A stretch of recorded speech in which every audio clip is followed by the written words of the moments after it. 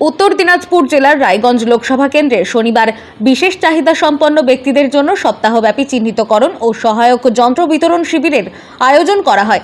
ইসলামপুর শহরে সূর্য সেন মঞ্চে অনুষ্ঠিত এই শিবিরে উদ্বোধন করে রায়গঞ্জের সাংসদ কীর্তি চন্দ্র পাল।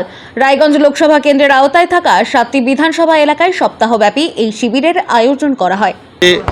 7 দিনব্যাপী আমাদের রায়গঞ্জ লোকসভায় দিব্যাঙ্গ এবং যারা প্রবীণ নাগরিক তাদের জন্য ক্যাম্প চলছে। এখানে যারা দিব্যাঙ্গরা রয়েছেন, শুধু দিব্যাঙ্গরা নয়, দিব্যাঙ্গজনের সাথে যারা প্রবীণ নাগরিক 60 ঊর্ধ্ব, তাদের যেগুলো ইনস্ট্রুমেন্ট দরকার, এখানে আমাদের টিম এসছে।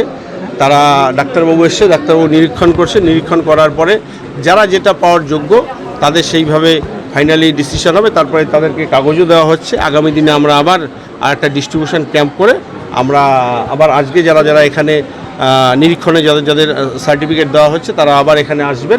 ভারত সরকারের সামাজিক ন্যায় বিচার ও ক্ষমতায়ন মন্ত্রকের অধীন কৃত্রিম অঙ্গ উৎপাদন কর্পোরেশন অফ ইন্ডিয়া তথা এলিমকোর পরিচালনায় এই শিবির অনুষ্ঠিত হয়। এই শিবির থেকে বিশেষ চাহিদা সম্পূর্ণ মানুষদের পাশাপাশি বয়স্ক নাগরিক যাদের সহায়ক যন্ত্র দরকার তাদেরকেও চিহ্নিতকরণ করে সহায়ক যন্ত্র প্রদানের নাম রেজিস্ট্রেশন করা হচ্ছে।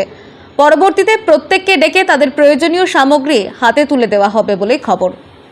উত্তর দিনাজপুর থেকে তন্ময় বিশ্বাসের রিপোর্ট, টাইমলেস ডেপিকশন নিউজ।